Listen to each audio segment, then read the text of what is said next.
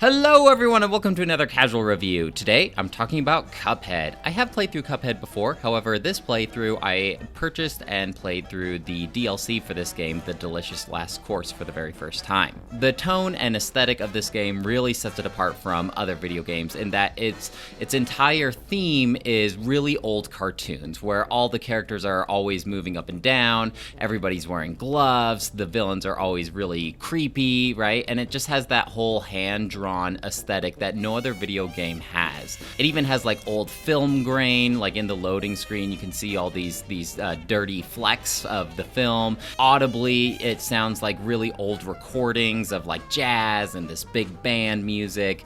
And so all this certainly makes the game stand out among the rest of the video games. As far as the plot goes, basically Cuphead and his friend Mugman go gambling and they're on a roll, and then they make a bet against the devil himself and they end up losing, of course, and so they owe the devil their souls. In exchange for their souls, they agree to go and collect all these other people who owe their souls to the devil instead. And so that's basically where the gameplay comes in, is you're going around and you're fighting against all of these other bosses in order to obtain their souls, so then you can collect them and return back to the devil. The overworld is fairly simplistic in terms of level selection, but visually it's very pleasing. You're just wandering around this overworld, and at the first world it's all woodsy and you can go and talk to these NPCs and they might give you some tips or add a little bit to the world building. And as you progress, you go to like the ferry and then you head back to the casino with the devil. In addition to this, you also can go to a extra world for the DLC, The Delicious Last Course, which has its own story. This game is certainly no walk in the park, and I feel like if you're not that great at action platformers, you're going to have a really difficult time. I feel like I'm fairly good at action platformers, but even I struggled quite a bit with this game, especially with like some particular bosses. Other bosses I could defeat the first try, but the bosses themselves always feel really choreographed. So I would say that this game is definitely tough, but it's fair. Whenever I get hit, I know what I did wrong, and it feels like it was my fault, not the game's fault. And that's kind of what you want in terms of difficulty for a game. Like every single boss, before they do an attack, they have a tell. And so while you try again over and over again against these bosses, you start to learn their tells. Whether it's subconsciously or not, you'll know, okay, when the dragon is breathing in, you know he's gonna blow out the fire, so we need to move up to the top of the screen. Or okay, so when the guy charges up his fist, you know that you want to move over to the left side because he's going to punch the right side. And it really is interesting where at first, when you first battled one of these bosses, it just feels impossible and you might feel a little discouraged, but then you also feel that drive to try again, and you just keep trying over and over again. And through these replays, you get through more and more of this boss fight, and each boss fight has certain phases where they start to change up their attacks. So eventually you master the first phase of the boss fight, and it feels like nothing compared to the first time when you couldn't even get through the first phase. And then you start mastering and learning the moves for the second phase, and so on until you finally do beat that boss. And it feels so satisfying when you finally do, and really you just feel like you've completely surpassed this challenge. You've really mastered it. You've learned the mechanics and you've learned how to overcome those mechanics. And I think that's, aside from the aesthetic obviously, which I love, that's the big appeal for me when playing Cuphead, is overcoming these challenges and feeling so successful afterwards. In addition to these boss fights, you also have a couple of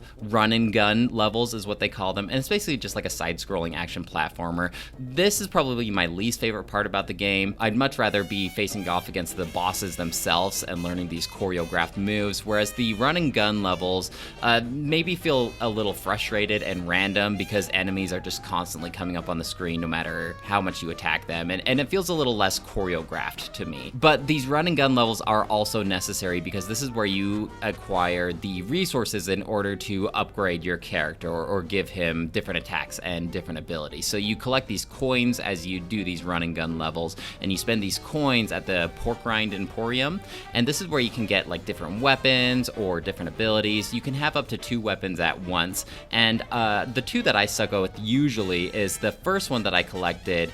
I really got used to where you have to be super close up against the enemy in order to attack them, but you're shooting basically like 4 bullets at the same time. So it kind of acts like a close range shotgun in that way. So it's like a high risk, high reward. And I'm certainly on that mindset where the best defense is a good offense. I'd rather just take the bosses down as quickly as possible so I don't really have to worry about lasting a long time against their onslaught of attacks. And so whenever I could safely get up to the bad guys, I would use that ability. But when I needed to focus on just platforming, I didn't want to risk getting close up to the boss fights, my secondary weapon would usually be like a homing attack of some kind. And there's a couple different homing attacks in this game. The first one really doesn't do that much damage, but it's like you can never miss. And the second one like launches up in the air and then it kind of homes in on the enemy and shoots towards them. This one is more likely to miss, but I feel like it does more damage, so I switched to this one eventually as well. But it's just kind of in those phases, those attack scenes where I cannot get close up to this guy, and I just need to focus on platforming at this moment, but I still want to feel like I'm doing damage to the enemy. So in those scenarios, I would switch to my secondary attack.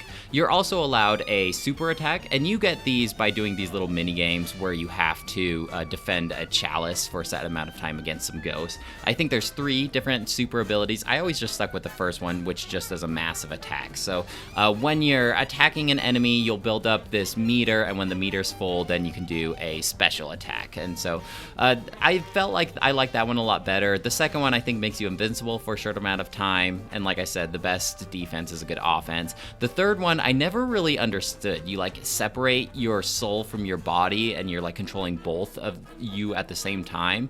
This one seems really difficult to navigate because I struggle enough not getting hit with one character, and so trying to control 2 characters, I can imagine, is fairly difficult. I'm sure that that's probably the best option for the pros, because that seems like it could potentially do a lot of damage, but it's just too much to wrap my head around.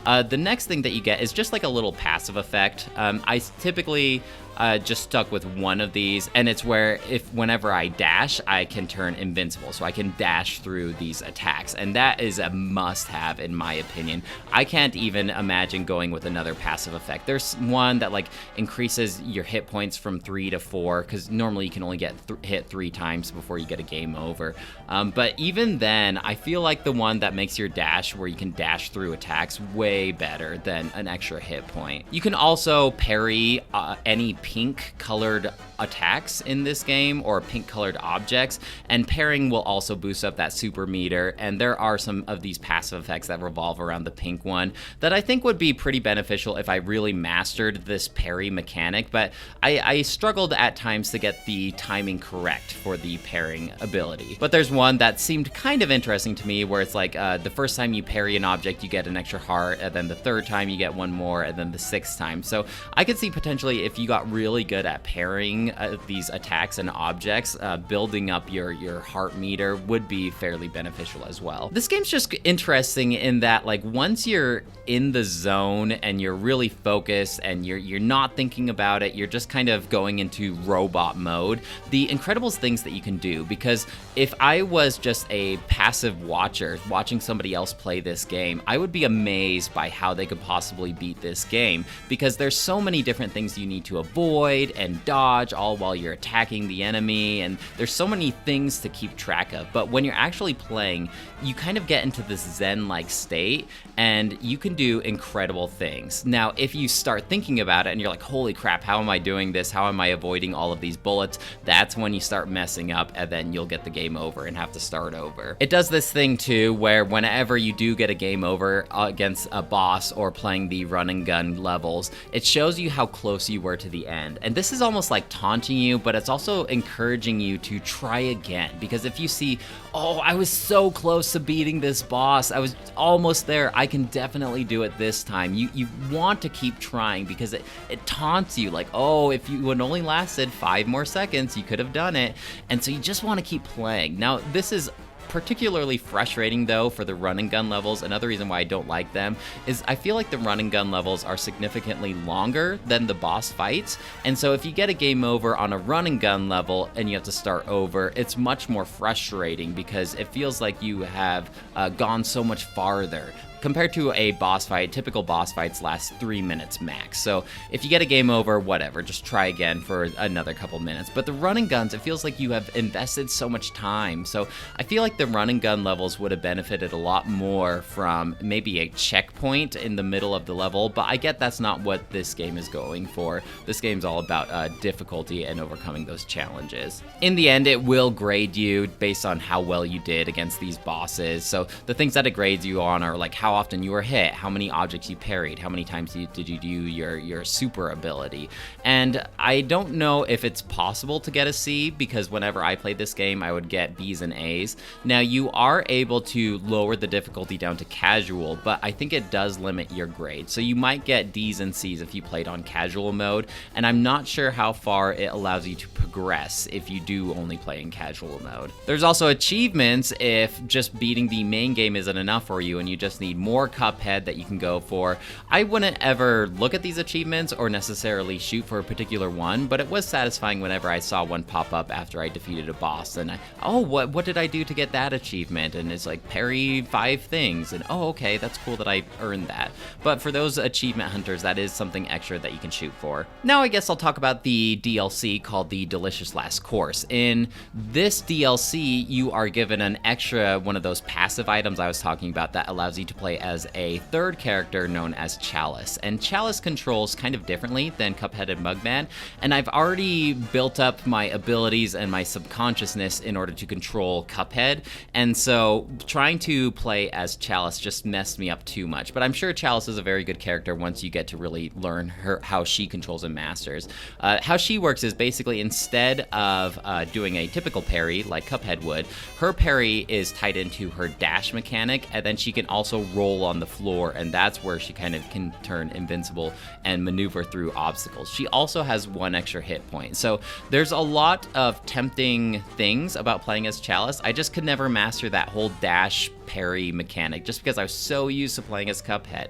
But this DLC gives you about 5 new bosses, maybe 6 new bosses, and I was a little disappointed in the lack of content for the DLC, but I still feel like it was worth it because on full price this DLC is $7.50, and so it just adds a little more content to Cuphead, and Cuphead, the base game itself, is already fairly short. I feel like if you're really good at playing through this game, you could beat the whole game in maybe under 3 hours, and so the Delicious Last Course adds maybe an additional hour of content. That being said, if you're good at playing this game. Now, if you're like me and a couple of bosses give you a lot of trouble, you'll be spending a little more time playing this game trying to finally overcome those bosses. It's interesting because the final boss wasn't even the one that gave me the most trouble. It's just like, I think it really depends on the loadout of the weapons that you're using and your passive equipment that you're using that really affect which bosses you struggle with and which ones you don't. Because the bosses that I could get up close and personal with, and there was a little bit of downtime so I could do a lot of damage with my close range weapon, those were a piece of cake to me. But bosses like the dragon that you have to face off against while you're jumping across the clouds, he takes me forever because I could never get up close and personal to him, so he gives me more trouble. Now, those of you who use that a couple of other weapons that have more long range, you probably thought that the dragon was a piece of cake. So I think it just kind of depends. The last boss was certainly easier than the dragon, I feel like.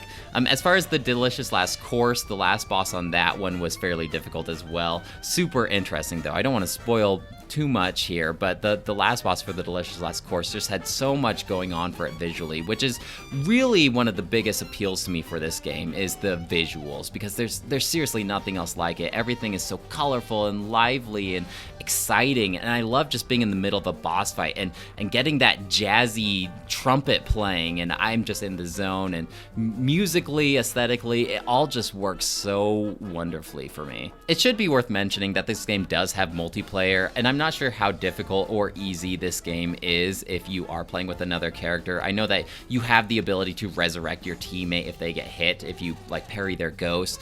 I never played that, I just did single player, but I could imagine just how fun this would be with a second player as well. Overall, I believe I'm going to give this game a 5 out of 5, and if you aren't intimidated by difficult games and you feel like these are challenges that you could potentially overcome eventually, I certainly recommend giving this game a chance. Now, if you are the type of person who gets frustrated at getting game overs for games, maybe just watch a Let's Play of this game, because everybody should at least see all of these memorable bosses and this game, because it really is something else. Well guys, that's it for me. Let me know if you have any questions or comments about Cuphead, and I'd love to hear what you have to say. Otherwise, I'll talk to you later. Bye!